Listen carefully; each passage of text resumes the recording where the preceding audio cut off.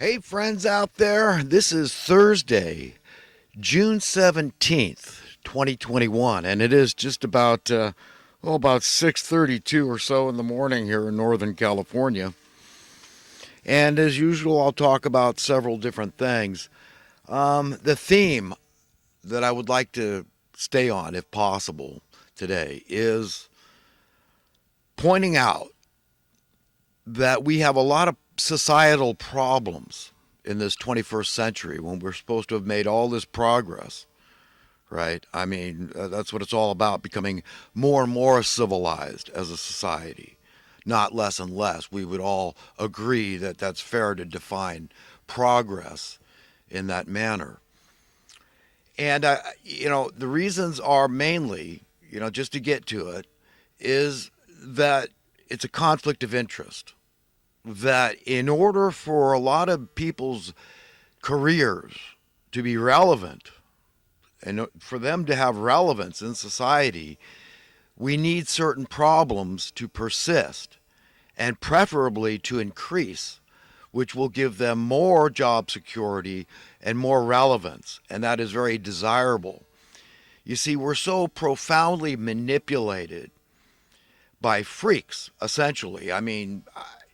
Listen, they can look human. People can look human, but if they forsake those things that make you human, the sentience, things like your conscience, caring about these things, saying, well, I personally, I don't need laws because I have compunction. I understand shame and guilt, and it makes me recoil. So I don't transgress to the point where it's unacceptable to society, because as an individual you can see that.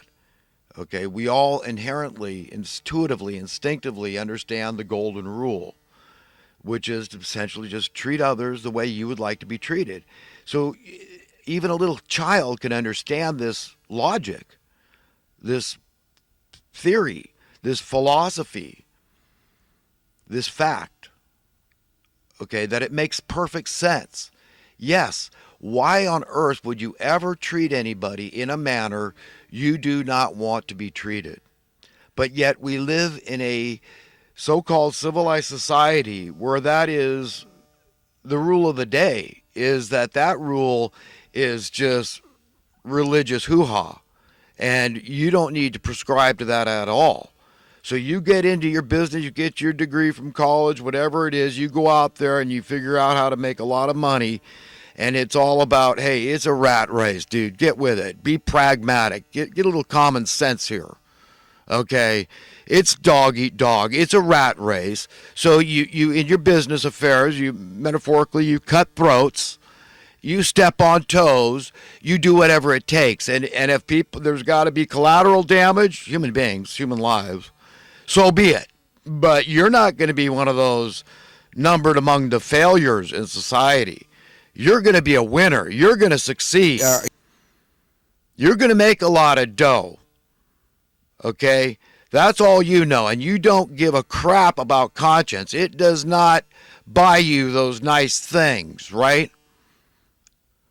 So we all understand why people are driven to be evil, because essentially that's it.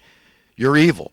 If you're not abiding by the golden rule, then you cannot expect to inherit a better world. You're not deserving of it. You have not lived in a way where you've treated others the way you want to be treated. How can anybody expect an almighty creator God that cares about the minutia in our so-called civilized society? How on earth are you going to be deemed worthy and deserving of going to a place where the righteous dwell? Those that want to profoundly, acutely, deeply want to abide by the golden rule. They don't want to oppress anybody. And they don't want to be oppressed. And that's a God-given right. So, we talk about constitutional rights. These far exceed those, supersede those. Okay? These are godly given rights, God-given rights. Okay? And we're here for a little while, insecure little while at that. I mean, we've all got to just step back and try to see things through our owner's eyes. Who's our owner? None less than the Creator God Almighty. And I believe, just like it talks about in the Bible, I got nothing else. It happened just the way it says in the beginning. A metaphor, allegory, it does not matter. Okay, but the nature of God is spelled out there right in the beginning of the scriptures. God, this almighty, monotheistic creator God of the universe, and everything contained therein of any relevance, okay, is male and female. You understand? Fundamentally, you must understand that God, and all through creation, all through nature, the flora and the fauna, you can see evidence of that. That is replete. The male and female paradigm pattern is ubiquitous in nature. And it's very important to understand these things. I mean, when people talk about, hey, you believe in this loving, all-powerful creator God, right, that loves us and cares about us very much, then, explain this. Inquiring minds want to know, and that might be atheists, and that's fine. And you've got to be ready. I mean, if you're on the side of believing in creation, that there's got to be a God, it's just too bizarre. It's beyond bizarre to believe it all just happened by itself. It makes no sense. I mean, every stitch of technology we've got, from a hammer and a nail, okay, to toys on Mars, came because we've got this invisible thing we call imagination. And science will say, well, it stems from the brain. Well, that's great. So this brain, you're telling me, this incredible computer, biological computer, okay, that we can't reproduce. With all our technology, we can't reproduce a brain, a functioning brain, as a computer, a new ultimate computer, biological. We can't do that with all that we know now. You understand? It just, how can anybody, you kidding me? You're kidding me. You don't believe there's a creator God Almighty? So once you establish that, you've still got some splaining to do. Okay, and what I mean by that is you've got to answer for all the problems on earth, all of them, from thorns on a rose, okay, and don't have some made-up idea, well, obviously nature has a reason why, nature did this, as if nature can think. Like the plants have a mind of their own? That's what you're telling me? What the heck? I mean, the laws of nature are clear. It's entropy. It's like a snowflake comes in, it's birthed, and it's got this perfect, beautiful design. It's individual from every other snowflake that ever fell on Earth. And yet, what does it do? It melts into a blob, entropy. And that blob is water, and we're drinking it. No, that's the law of nature. Things don't just design themselves. I mean, you could point to a couple of examples like a crystal or something, but it's very just blobbish. I mean, ultimately, it's just really not anything like what we can design, like a fine Swiss watch, okay? To not believe there's a creator God is like, and I've heard this analogy from someone else, but it's like having a workbench, and you got all this crap, all this hardware, and all these tools and everything spread out. And the thing, it tips over one day, breaks a leg or whatever. And all this junk collapses onto the floor, okay? And out of that junk, all those parts and pieces, comes a fine Swiss watch. I mean, that's what it's like to say there's no creator. Or I came up with my own analogy. Imagine you take a junkyard, wrecking yard, and put it in a gigantic tumbler. And you spin it around long enough, would be my logic, and eventually you're going to get this shiny new Harley Davidson or Cadillac or whatever it is that floats your boat. That's going to happen. You see, that's what it's like to not believe in creation. It just, I mean, for anybody that's honest or has an IQ above lukewarm, okay, there must be a designer. Because it's just like a work of art, a painting. You start with a blank canvas, right? But it does not change on its own. It requires an artist, a painter, a designer, a creator. And that's exactly the way it is in this universe. There's obviously some mighty work at hand going on. So once you establish that you firmly believe there is a God, the next question is, what is this God like, and what does this God want from me? Well, listen, I got to tell you, things went askew. It's called the original sin, the fall of man. It has to do with the eating of this forbidden fruit, which was the knowledge of good and evil. Okay, and essentially, from what I can understand here, is that it's as if it got in our genes, our DNA.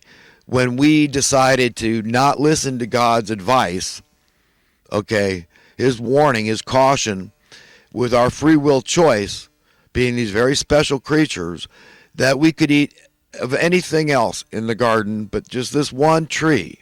God said that is the one, that on that day you're going to die. Okay, and Adam and Eve, whoever these people were, had no concept of death at that point. Okay, and then they were tempted. There was an evil one, a hater of good, a hater of God for whatever reason, a challenger, a rebel, a dissenter that was trying to exalt himself above God himself, the Creator God, because he'd been granted these great powers, because that's how God is. He's a giver, and he has the ability to give great power. And this is the one we refer to as Lucifer or Satan, whatever it is. I mean, it doesn't matter. It's a spirit that is in rebellion, in constant rebellion to God's way. Okay, and it tempted us, and we took the temptation, and then we ate it, lied to us, tricked us, deceived us. Okay, our ancestors, but essentially it's us because it's in our genetics now, or in our DNA, so to speak. The death gene. So this is where we didn't die immediately, but later we did. And when God was checking on us, he was giving us our privacy apparently. But what good was it? Because we went astray and we partook. Our ancestors partook. Just as might as well have been us, because now we're stuck with it. We're born with it. And we live with it, and we die with it, this fallen state, the sin nature, that little thing, that voice that's telling you, well, maybe this isn't right, but yet I'm going to do it anyhow, and I'm going to blame this or that or the next thing. It's like self-flagellation, a metaphorical cutting of our wrists. It's like a suicide wish, like a kamikaze pilot. We're all a little nuts from the get-go. Okay, because of this original sin, the fall of man, and this sin nature. The human nature, essentially. Our ability to lie. I mean, there's no other creatures that can do that. I mean, what is wrong with our species? We all have to ask that there's something very wrong. This is when it said that the curse befell man. And God had some questions for us. Like, why are you hiding? Because we were ashamed. Because we felt our nakedness. Why? You understand, there's got to be an explanation. Why did we feel naked? When no other creature has that cognizance. They're oblivious to it. Why can't we be? And then, you see, that was his question. Who told you? You were naked. See, we were told, oh, you should be ashamed. Oh, look at you. Look at the way, but God made it this beautiful thing. The male and female, just like the nature of the Creator God Almighty. That's who we were, God's children. Go forth, be fruitful, and multiply, a commandment. And he made it very enjoyable. So what's to be ashamed of? It's a very natural thing to procreate. We're God's kids. We're going forth and being fruitful and multiplying and populating the earth like he instructed. And he made it very pleasurable to do so, to follow his commandments. Irresistibly so, apparently. Look at us now, almost 8 billion people on the planet. We've done good according to God.